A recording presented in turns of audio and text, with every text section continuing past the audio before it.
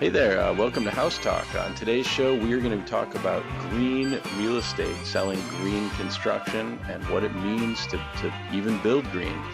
Super lucky to have Joey Olson with us today. She is a broker at Windermere Real Estate on Bainbridge Island, and she has extensive experience being a sales rep for green buildings on Bainbridge. So welcome to the show, Joey. Thank you, Dylan. Happy to be here.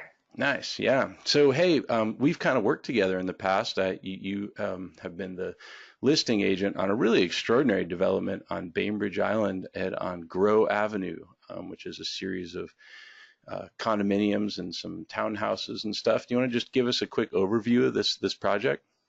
Well, I'll try to go 30,000 foot level with the project, but basically we had an opportunity as a small group of investors, designers, architects, and myself and a development team that had the opportunity on 8 acres to build something amazing. We purchased it at the down of the market back in 2010, 11, and really wanted to build something phenomenal that created a new building platform on Bainbridge. You know, you see a couple of residential builds here and there, and even back then when built green was kind of an unknown.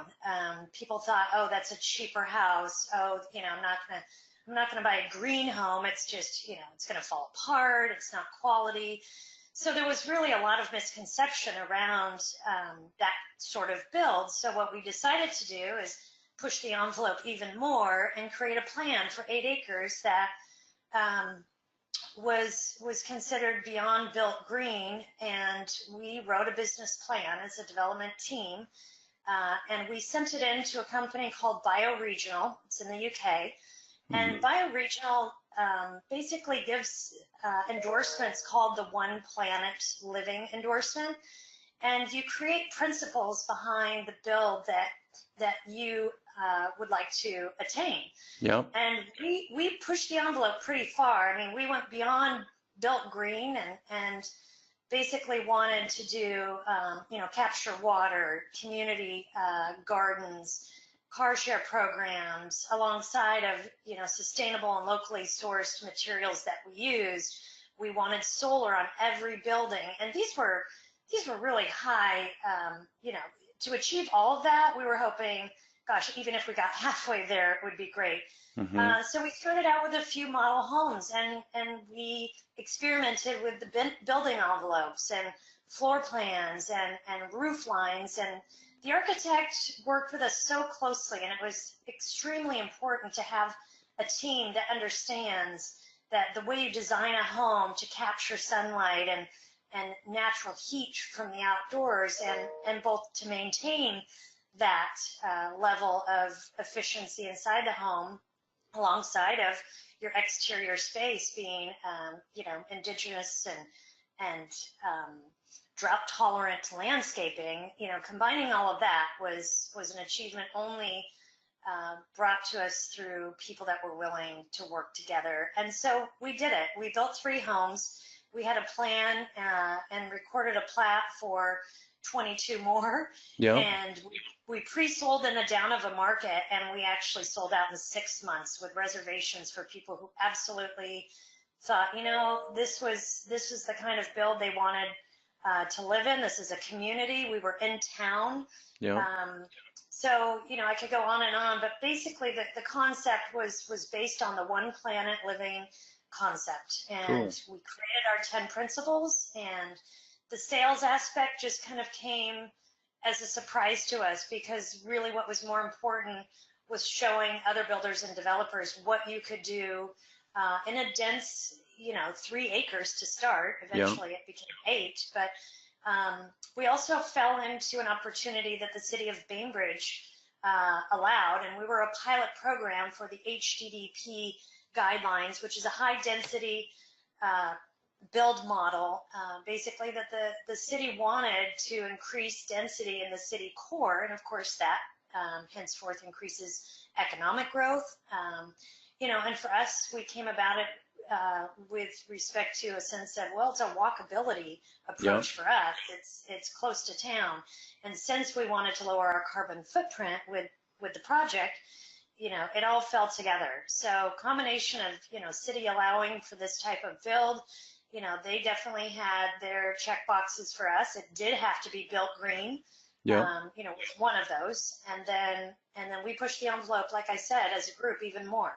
Yeah, you really did. I mean, I've done numerous inspections on these buildings, and so I put up a few slides here that will go over just a few of the features that I know that, a lot of these things grow was either the first place that I saw some of these features, and to this day is probably still the only place you see a lot of these things. But it was certainly dawned on me all of a sudden that I was really lucky to live in a community where a pretty sophisticated building was going on. And it's, just hearing you talk about it, it's incredible. I mean, we're not talking just bamboo floors here. We're talking like the landscaping and the idea of, walkability and car sharing. I mean, it's a pretty cohesive model. Mm-hmm. Mm-hmm. So let's see, I got a picture up here. We'll go through a few of these slides. If you're listening here, we're just kind of looking at a building. The exterior is pretty unusual. It's got these sort of metal panels and then a lot of open wood. And if you're not familiar with this, I've got a picture up here. The envelope of the building is called a Rainscreen system. And the thing that I had never seen before that's pretty unusual is when I was watching these being built, we're looking at a big commercial, a 3-story commercial building. And when it was after framing, the sheathing was on it. And then you see all this sort of orange and red paint all over it. And I did some research on these because I figured I'd end up inspecting them. And these are fluid applied weather barriers. And this was the first one I had seen. You guys must have had some people sort of engineering this envelope, huh? We did. We actually sent our contractors to Las Vegas, of all places, to learn about this application. And it was important for us to really involve the contractors in every aspect of our goals as well. And they were absolutely phenomenal with respect to wanting to learn more. The application is, the trade name is Prosecco. Okay. And Prosecco application is orange, that's applied right to the wood, and then the red around any penetration, be it the glazing and doors, is just a different volume of application. And I used to refer to it as like a Gore-Tex material because, as you know, Gore-Tex breathes, but it's waterproof. Yeah. It's incredible.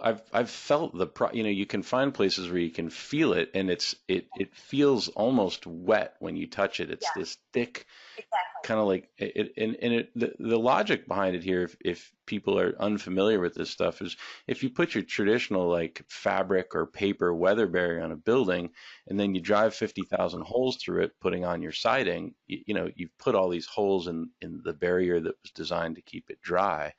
And so the idea with this fluid applied weather barrier is that it'll kind of suck around, staples and nails and not let water through. And it feels like it would do that. It's a pretty amazing substance. Yeah, that's the description that I use for a lot of people because, anyone can drive around and see that Tyvek black tar paper, envelope that you traditionally have seen over the years on the exterior of buildings that are under construction. But now I've even driven to projects on the island, single family residences where I see the orange. And for me, I smile. Yeah. It's cool that people are it's not an easy process. I mean, it's you roll it on or paint it on. It's not like just taking a bunch of nail guns, and hammering the Tyvek to the side of a building. Yep. It's a process, and it's expensive. And most people are not aware that, it's the weather barrier that's what keeps a building dry. Almost all siding is going to leak, even if you attempt to create a barrier system. And so this can seem very counterintuitive when you look at the siding this is called an open Rainscreen. I mean, water can just move through it. And but the idea is that you have, because water can move through it so easily, you can also allow air to move through it easily. So you have this great dry potential, and that allows the building to stay dry. it's an amazing design. There's certainly the first place I had seen using a fluid applied weather barrier, and then in this picture you can see the kind of strips of the Rainscreen, and then what do they put between the strips? There's this sort of gray tan material. So that's called a mineral wool product. And again, part of the process of insulating and protecting the exterior of your home, translates as lower energy costs within your home. And so the mineral wool is simply an insulation barrier, but it also wicks the water away. So it can absorb 200 times its weight in water and then wicks it down to, the drains below and around the building. Yeah. So combined with the Persoco application, you've got the mineral wool, and the slats are simply to keep the side, to nail the cedar siding on to the outside, which really just becomes a cosmetic piece. That's the cedar right. doesn't, like you've said, act as any kind of barrier. Yeah. Yeah, amazing. Yeah, pretty cool.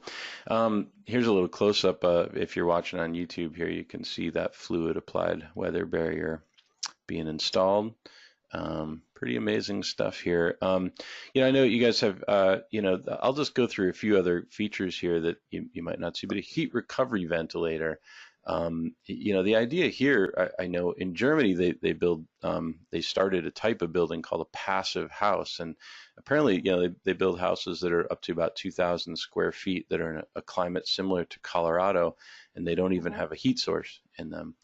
Right. And it's pretty amazing that I think the concept a lot of people miss is that heat doesn't rise. Heat goes from concentrations of more to concentrations of less. So if you build a super tight, super insulated house, you don't need a whole lot of heat for it. It can just hold that heat like a thermos. And the trick there is that then if without proper ventilation, one would have created kind of a mold pit. So to avoid that here, you guys were using heat recovery ventilators, and that lets you get air changes inside the unit, but also not lose much heat. The outgoing air gives up its heat to the incoming air. So amazing innovations. And can you tell me a little bit about energy bills these have been up for a while. How are the occupants doing for their energy bills? Yeah, so what's really great is that we did, combined with the systems that we put in these homes, we also put 17 kilowatt solar panel systems on each of the multifamily buildings. So as we're building these 12-unit multifamily buildings, one of which you just showed a picture of with respect to the envelope, we as developers put the solar panels up, and that actually even increased the energy savings. But by and large, our conversation is that you save 60% on your energy bills just based on the systems alone, and the insulation factors of of how we've built these buildings. You add the solar to it, and there are people paying very little, if $8 to $10 a month for their energy bills. Wow.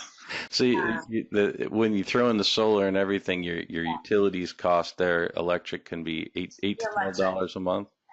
Yeah. So our legislation's changing. The solar has changed. I don't think that in Congress they understood the contagiousness of solar energy, and so it wasn't set up to be a long-term thing, because I don't think they our powers that be thought that we would exacerbate the resources for it.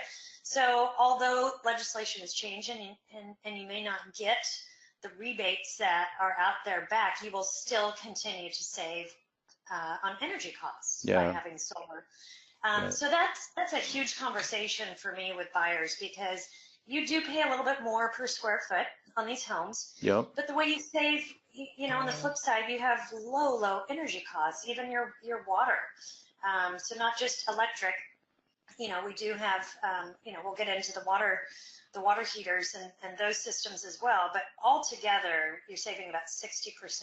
That's really, it's an incredible savings. I mean, obviously, when I lived in a condo, I didn't have very high energy bills, but a house, if you have, I remember when I first bought my house, it was super inefficient and everything was electric. And, in the winter, it was a tiny little house. I think it was 1,200 square feet or something. And I think my energy bill would, I'd have like $300 a month energy bills.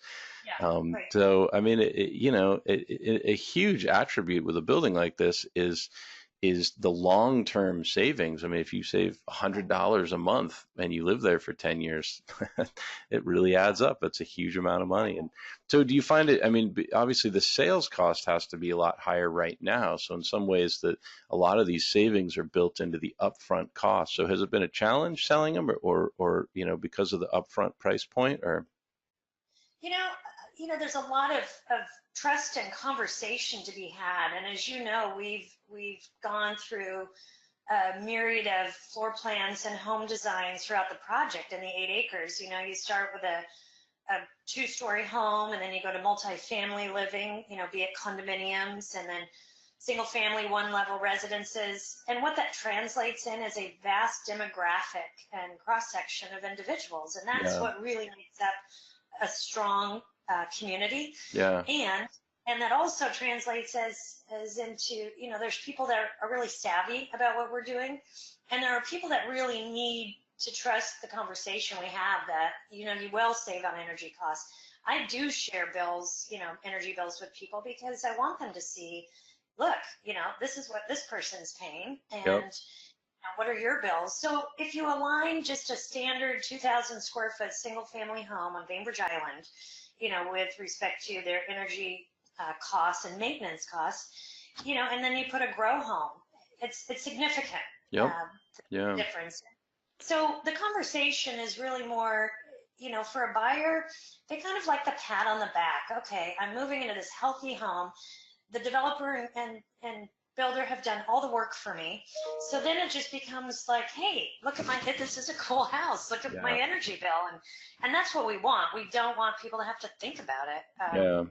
Have you, is an effective sales tool at all kind of trying to do some of the math? Because, some of this money could be rolled back into a more expensive mortgage if the sales price is more, so that I don't know if it all pencils out or how that works. Yeah, no, definitely. I mean, we do a lot of number crunching, for some, not everyone.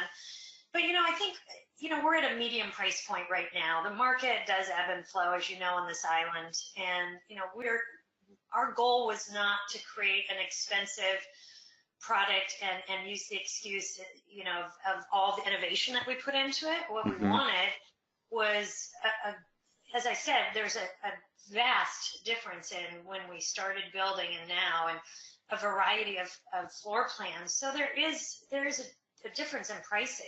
That makes sense. Yeah, I mean, some other features here. I mean, it's amazing that you guys had the first ductless heat pumps that I had seen. Yeah, I know.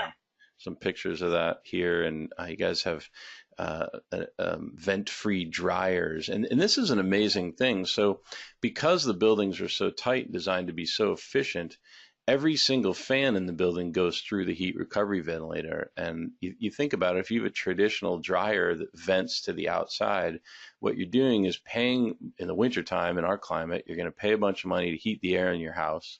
Then you're going to run this really expensive electric appliance to clean your clothes or to dry your clothes, and you're going to suck all the heat that out of your building through the dryer. And so a vent-free dryer makes sure that you're not doing that. So, and that's certainly an appliance that's a bit different all over Europe. I mean, that's what you see everywhere in Europe, but it's a bit different in America. Yeah, people kind of flip out when they find out there's nothing.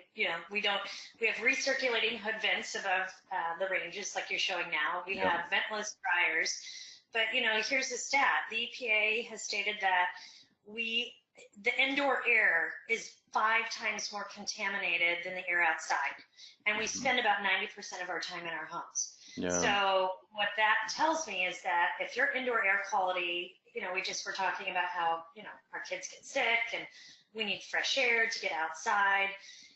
These heat recovery ventilation systems allow for that air to be exchanged, and you're bringing in fresh filtered air. And as you said, they're all connected. All the vents are connected. And so that's a huge conversation, because I myself have horrible allergies to just about everything. So. Yeah, and amazing. I have a little picture here if you're just listening, but there's the control for these heat recovery ventilators. You can also control your indoor relative humidity, which can be, so you can set your relative humidity at 50% or something, and it'll keep you there. It'll get you the air changes you need. It's really, really amazing stuff. Well, we don't have time to go over all the features here today, but I wanted to talk a little bit about, I know you're working on kind of a new project, Grow Avenue's kind of winding down. Why don't you tell me a little bit about your new project? I believe it's called a Living Build. Well, it's a living build type project, and living build is just another cutting edge platform and opportunity for builders to really get into a deeper code or level of build that really focuses on sustainable materials, renewable resources. There's a couple of different single family residences on the island that are complete living build challenges. Mm-hmm. So the project itself is called The Walk, and The Walk Bainbridge is the website. So we're fully under construction. We're a few months out from finishing the majority of the project, but this is one, Dylan, that you'll be involved with before we start the sales process or get really into it, because our siding is concrete. We have insulated styrofoam panels, and that's a whole new build experience for me. At Grow, we use double wall systems and rigid and blown in insulation, but here it's quite different. We've got TPO roofs, so basically you have a membrane for your roof as opposed to composition or metal. The way we built it was so cutting edge, but also so that your replacement costs and homeowner dues don't skyrocket. That's right. So a couple different reasons to build that way, but it's a 52 home project, and there's a mix of floor plans again with multi-level lofts, couples, two-story townhomes, and rentals. So again, you are creating a community that is diverse, and by doing so, you allow or you give the opportunity for different price points and socioeconomic needs. That's great. I might buy. But yeah, the building model itself is really cutting edge, and I'm still wrapping my head around it. But again, really, renewable resources. We, as a developer, have the opportunity to put solar on everything. We actually pre-purchased enough solar panels to put on all of the buildings. And one of the individuals involved in the project owns the technology behind, the microinverter systems that power your solar panels. So unlike Grow, where we kind of, ebbed and flowed with the solar as we got into the last phase, just based on legislation, here we're going to push a little bit harder. We're doing a car share program. We've got a Tesla 3 that we've bought. And so it's, nice. It's kind of a cool, project again that I can sink my teeth into, because this is it's right up my alley, and I'm learning as we're building, and I love that. It just keeps advancing. Yeah, it's really exciting. Now, so if real estate agents are listening, they're interested in getting in more to green building. Are there resources, or do you just kind of try to do research on your own and try to find builders that share a similar vibe? Well, ironically, just this morning before we got on this conversation, we were in the we've gone through the entitlement process, obviously, for this build, but I had a couple of contractors call me asking about this new project and asking if they could come tour it. And then I have a real estate company out of Bellevue that wants to come for a tour. Yeah. So I think by and large, half, if not more, of what I do for these projects is really have, meetings and discussions and opportunities for people to come out and learn hands-on about them.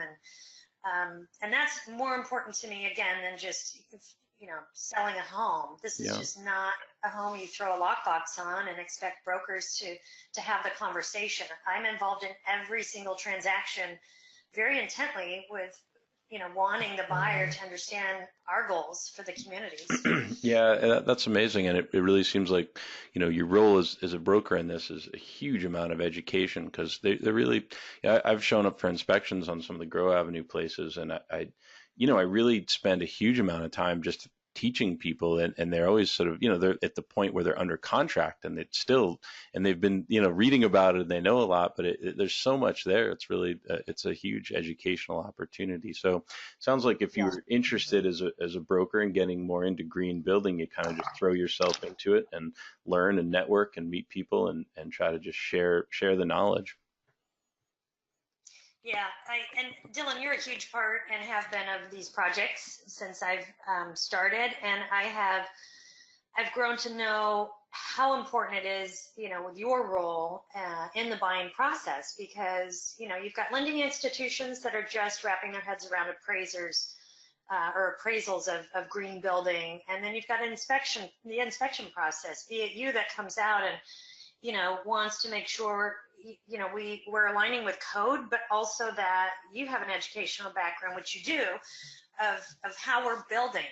And I remember in the beginning, and it wasn't you, but a different inspector came out, and they really were cautious about, the cedar siding and how does that envelope work and the Rainscreen, and so I try to be there physically and help with people who aren't savvy about this. But you've been a huge asset to this whole process of selling and yeah, well, I appreciate it. It is really interesting. The building trades and the building codes and stuff are really conservative. I mean, that they resist progress, but kind of for good reason too. I mean, when things are new, I think we're all afraid of the laws of unintended consequences.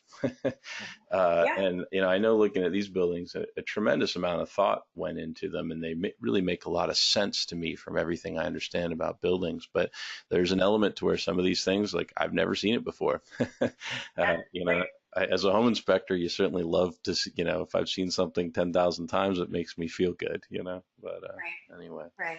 Well, great stuff, Joey. I'm really excited about what you've done and also your new project coming up. And thanks for spending a little time with us today to talk selling green real estate. And I hope this inspires everyone else to think green a little bit and, really think big picture about what was the statistic about what percentage of our buildings is our energy use in our country, Joey? So the building, 40% of the energy, we consume 40% of the energy in the buildings that we build. So we are, that's almost half of our carbon emission. Yeah. After vehicles, buildings are the second largest source of ozone depletion chemicals that are being produced by things like, VOCs and nitrogen oxides. And that's the kind of language that we need to wrap around our heads when we're looking at, these energy bills and codes that we're trying to, raise the bar on building, because that's the percentage that, if that is a statistic that is correct. And so that's where we have to start thinking about our impact on the environment. That's right. And it's exciting. I mean, we can look at innovation, and it's incredible how our products are changing, our installation techniques are changing, and we can learn how to live with a smaller footprint here. And it's really amazing that our built environment is our second leading sort of contributor to carbon emissions and climate change. So, well, good stuff here, Joey. Thanks for being on today, and hopefully maybe we can do a site visit sometime, and we'll check out your new project. That'd be great. Thanks, Dylan. All right, take care. Cheers. So a big thanks to our sponsors here. We got Joey Olson today from Windermere Real Estate. We've got Dylan Chalk and the Confident House Hunter, a fantastic resource for home buyers and real estate agents for getting out in front of the home inspection. We got Dylan Chalk House Talk for hosting the podcast. And a big thanks as always to ScribeWare Software, the best home inspection report software in the industry.